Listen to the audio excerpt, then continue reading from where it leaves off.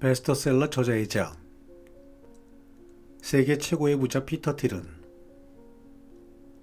만일 당신이 무엇인가에 도달하는데 10년이 걸리는 계획을 갖고 있다면 당신은 다음 질문을 스스로에게 던져야 한다. 아니, 왜 이걸 6개월 안에는 해낼 수 없는 거지? 또한 미국 최고 코미디언이자 작가인 휘트니 커밍스는 뭔가가 당신을 불쾌하게 한다면 그 안을 들여다봐라. 무언가 있다는 신호다. 라고 말합니다. 안녕하십니까? 오늘도 여러분 곁으로 찾아온 책엔 깜시입니다. 오늘 작품은 팀 페리스의 타이탄의 도구들 이란 작품을 가지고 나왔습니다. 토네이도에서 출판했고요. 박선영, 정지현님께서 옮기셨습니다. 오늘은 성공이라는 인생의 절실한 답을 얻고자 할 때 명쾌하고도 확실한 팁을 줄 수 있는 책을 가지고 왔습니다. 이미 이 책은 독자들한테는 유명한 책으로 알려져 있습니다. 저 또한 이 책의 마지막 장을 덮을 때 비로소 정상에 오른 모든 사람들은 뭔가 특별하다는 걸, 그리고 그 특별함이란 하고자 하는 절실함과 실패에 젖어 있지 않다는 것, 더욱 계속해서 도전, 재도전 등 처절한 노력이 있었다는 걸 말입니다. 저자 팀 페리스는 자신의 이름을 건 팟캐스트 방송을 하면서 자타가 공인하는 세상에서 가장 지혜롭고 가장 부유하고 가장 건강한 사람이라고 평가받는 다방면의 인물들을 만나면서 그들이 갖고 있는 것들, 즉 매일 실천하는 것과 성공적인 벤치마킹, 경험, 아이디어 전략, 창의적인 습관을 두루 담아 책으로 편찬했으며 자신의 분야에서 최정상에 오른 그들을 거인이라는 뜻의 타이탄이라 부르기로 했습니다. 당신의 삶을 빠르게 바꿔놓을 계기가 필요하다면 이 책에서 모두 찾을 것이라고 저자는 말하며 책의 마지막 장을 덮고 나면 불가능한 얘기가 아니라는 것도 당신이 알게 될 것이다 라고 말했습니다. 자, 그러면 본문의 몇 부분을 지금부터 낭독하겠습니다. 오늘도 끝까지 함께 해주십시오.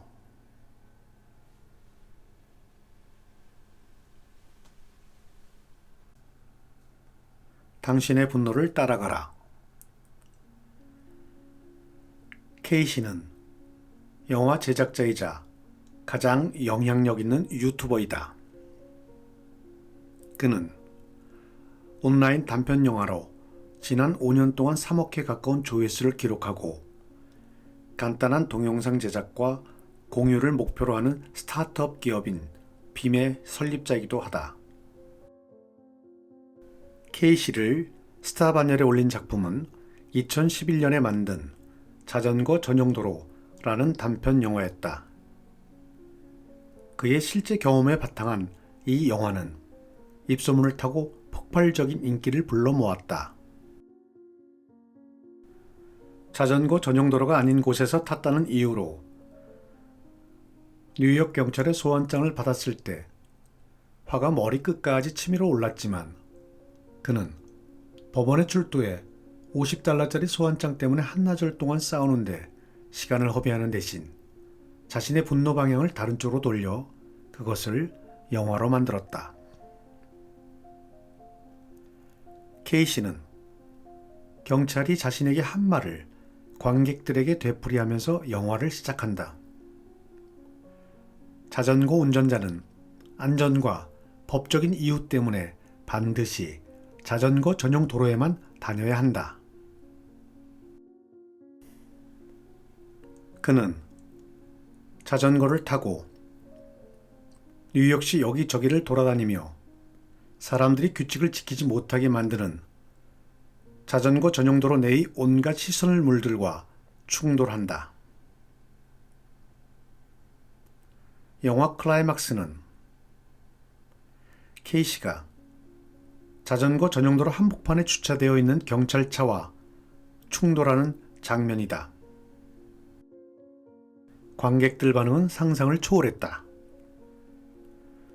공개 첫날 500만 건의 조회수를 기록했고 마침내 뉴욕시장이 기자회견에서 영화에 담긴 질문에 적절한 조치와 개선을 약속했다.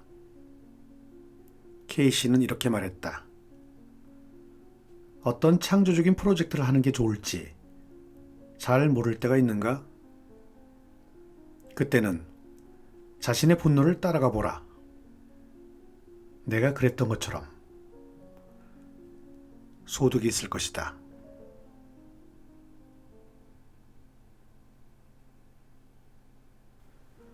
맥도날드 햄버거만 30일 동안 하루 3끼 직접 먹는 체험을 통해 비만 사회와 패스트푸드 기업의 일침을 날린 다큐멘터리 슈퍼 사이즈 미의 모건 스필록 감독 또한 세상을 바꿀 만한 것을 만들려면 세상의 분노 속으로 직접 들어가야 한다 라고 강조한 바 있습니다. 미국 최고의 코미디언이자 작가인 휘트니 커밍스는 뭔가가 당신을 불쾌하게 한다면 그 안을 들여다봐라. 무언가 있다는 신호다. 라고 말했습니다.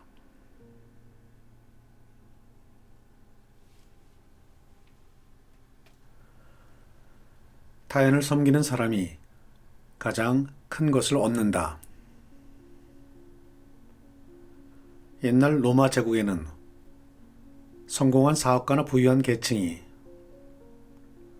예술가들을 후원해주는 전통이 있었다고 한다. 예술가들은 후원을 받는 대신 다양한 과업을 수행해야 했다. 그 가운데 하나가 안테암블로, 즉 길라잡이의 역할이다. 안테암블로는 후원자를 위해 길을 터주고 메시지를 전달하고 생활 편의를 도모하는 역할을 했다. 유명한 풍자 시인 마르테 알리스도 그랬다. 하지만 젊은 작가인 그는 이런 끔찍한 삶이 싫었다. 돈과 호의를 얻고자 굽신거리며 노예처럼 산다는 생각이 그를 분노케 했다. 더 많은 돈과 더 많은 땅을 원했다. 그래야 꿈꾸던 위대한 작품을 쓸 수 있을 것만 같았다. 하지만 이는 불가능했다. 그 결과 그의 시에는 로마의 지배계급에 대한 깊은 징후와 신랄한 풍자가 새겨지게 되었다. 여기서 우리는 아주 역설적인 깨달음을 얻을 수 있다. 만일 마르테 알리스가 안테암블로의 삶을 살지 않았다면 그토록 매혹적인 풍자와 통찰을 갖춘 시를 쓸 수 있었을까? 그 시가 오늘날까지 전해올 수 있었을까? 아마도 불가능했을 것이다. 타인의 밑에 있는 경험은 우리에게 많은 걸 가르쳐 줄 수 있다. 미켈란젤로, 다빈치, 벤저민 같은 위대한 인물도 오랫동안 다른 사람 밑에서 일했다. 안테암블로의 역할을 통해 자신의 꿈을 이룰 수 있다면 오히려 이 경험은 삶의 행운이 되어주지 않을까? 직장을 얻거나 조직에 들어갔을 때는 자발적으로 안테암블로가 되어야 한다. 이것이 내가 만난 모든 성공자의 공통된 조언이다. 복종과 아첨이 아니라 자발적으로 제공하라는 것이다.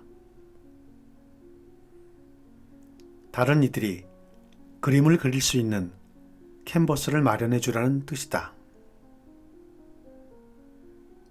내 위에 있는 사람들을 위해 길을 열어주는 것이 곧 나를 위한 길을 만들어가는 것임을 명심해야 한다. 특히 다음 세 가지를 진지하게 숙고해야 한다.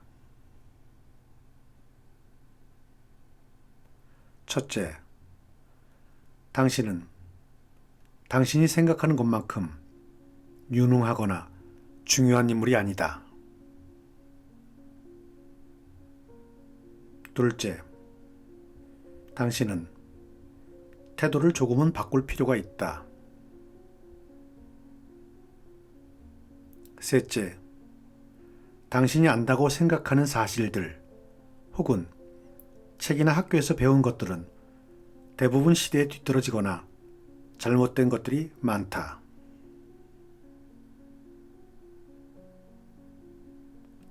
없어서 안 될 사람이란 평판을 얻게 되면 당신의 소문을 듣고 찾아와 관계를 맺게 된다.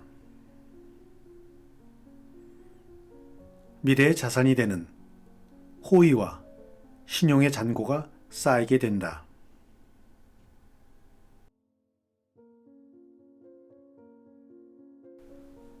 안테암블로의 길 위에서 큰 성공을 거두었던 인물들의 조언을 알아보자.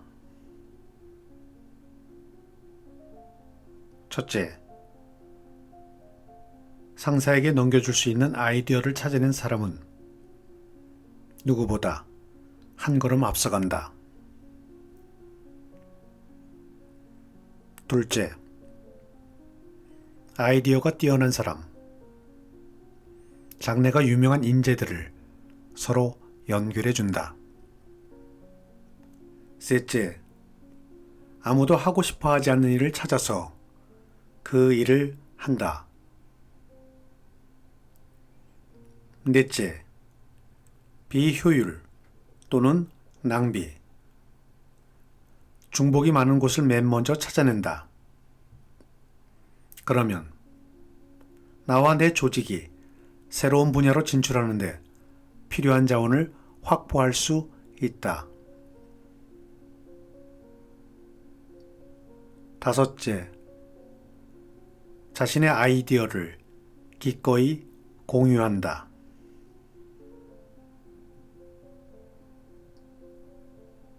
캔버스 전략은 언제 어디서나 이용 가능하다. 위대한 사람은 언제나 순종할 준비가 되어 있다.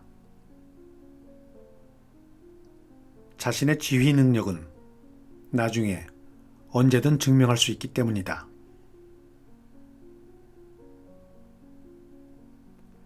타이탄은 당신에게 언제나 이렇게 말할 것입니다. 도전하라. 오늘 낭독은 여기까지 하겠습니다.